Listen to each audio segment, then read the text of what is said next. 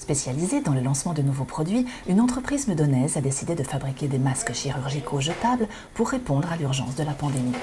Son dirigeant, Emmanuel Nizar, a pu lancer l'idée grâce au savoir-faire de son équipe de conseil. On a sollicité les expertises de chacun pour, en mode commando, être capable de créer cette usine de fabrication de masques chirurgicaux jetables en l'espace de 1 mois et demi. Le masque français respecte les normes AFNOR européennes de catégorie 2R, la plus élevée contre le virus Covid-19.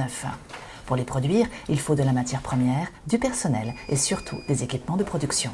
On a essayé de faire venir de France les machines à l'origine, mais les délais et le coût des machines en France rendaient prohibitif le fait de lancer cette opération. Donc on a fait venir de Chine des machines, les matières premières, on a tout fait pour pouvoir les avoir depuis la France. Donc on a signé un partenariat d'approvisionnement avec une entreprise magnifique dans le nord de la France et on a très vite recruté un ensemble de personnel pour pouvoir travailler sur la ligne de production et mettre en boîte, contrôler la qualité et mettre les masques en boîte. Avec une seule unité de production, l'usine est capable de fournir jusqu'à 100 000 masques par jour à destination des particuliers, des mairies, des hôpitaux, des grossistes du monde médical et des professionnels de santé. À partir du moment où on a la norme la plus élevée, on peut servir tout le monde. Des machines rendues aujourd'hui plus performantes grâce à du matériel français et européen. Là, on a rajouté par exemple une sonde ultrasonore venant de Suisse aujourd'hui pour pouvoir gagner en fiabilité. Et on reçoit une deuxième machine la semaine prochaine qui nous permettra de doubler cette cadence. Si l'équipe était au nombre de 10 au départ, l'activité a vite été génératrice d'emplois. Il y a un roulement, on est en 3-8, 24-24 en fait. On n'est pas 7 jours sur 7 parce qu'on est fermé le samedi.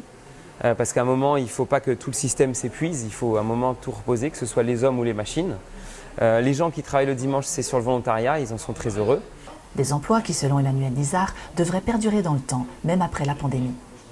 Il faut qu'on évolue en termes de pratique et que quelqu'un qui éternue, qui est malade en hiver, qui tousse et qui souhaite aller travailler par exemple, y aille avec un masque, un peu comme une culture qu'on constate en Asie, au Japon notamment, de manière à ce qu'il y ait moins de contagion et donc moins de décès, moins de malades et moins de coûts pour les comptes de la sécurité sociale.